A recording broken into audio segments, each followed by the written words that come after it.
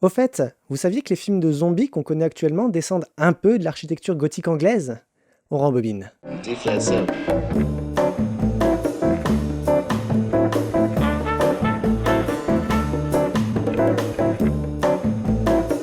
Pour le coup, je vous l'accorde, c'est pas mal capillotracté. Mais tout est lié. Le gothique est un style architectural apparu en France au XIIe siècle. Le style a connu plusieurs phases, et s'étant exporté au-delà des frontières françaises, chaque pays a connu des phases qui lui sont propres. L'Angleterre, au XIVe siècle, entre dans sa troisième et dernière phase du gothique, le gothique perpendiculaire. Énorme voûte, énorme fenêtre, énorme tout avec plein de détails dans tous les sens. Le style fut abandonné à la Renaissance dès le début du XVIe siècle. Cependant, quelques centaines d'années plus tard, l'architecture gothique est remise au goût du jour. À partir du XIXe siècle, comme une mode qui revient, les Anglais renouent avec ce style, et cela s'accompagne d'une véritable nostalgie, d'un goût du passé, et bizarrement d'un goût du macabre aussi. Le roman gothique est né. Parmi les œuvres les plus connues, on notera Frankenstein de Mary Shelley ou The Vampire de John Polidori. Le genre s'exportera aussi vers d'autres pays, comme en Amérique par exemple, avec le célèbre Edgar Allan Poe. Mais si l'on reste en Angleterre, on se rend compte très vite qu'un thème particulier est très apprécié.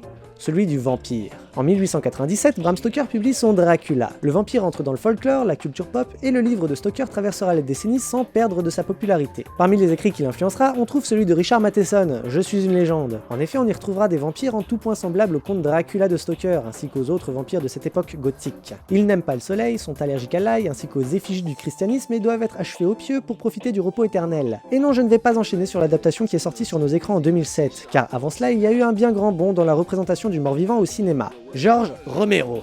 Celui-ci, en 1968, sort son devenu culte Night of the Living Dead. Parmi les cinéastes du Nouvel Hollywood, Romero tente le tout pour le tout en cassant tous les codes du zombie actuel afin de produire un film horrifique, gore et extrêmement critique envers la société. Sa source d'inspiration principale, vous l'aurez deviné, Je suis une légende de Matheson. C'est en effet en s'inspirant de son écrit qu'il rédigea la nouvelle sur laquelle est basé le scénario du film, en y reprenant la critique de la société et surtout le fait que les zombies allaient devenir des mangeurs de chair. Ces films marquèrent toute une génération, des suites et des remakes furent tournés, la pop culture en fut complètement imprégnée, romans, bande dessinée, musique, et la suite on la connaît. Bref, quand vous regarderez la prochaine saison de The Walking Dead, dites-vous qu'il y a un peu d'architecture gothique dedans.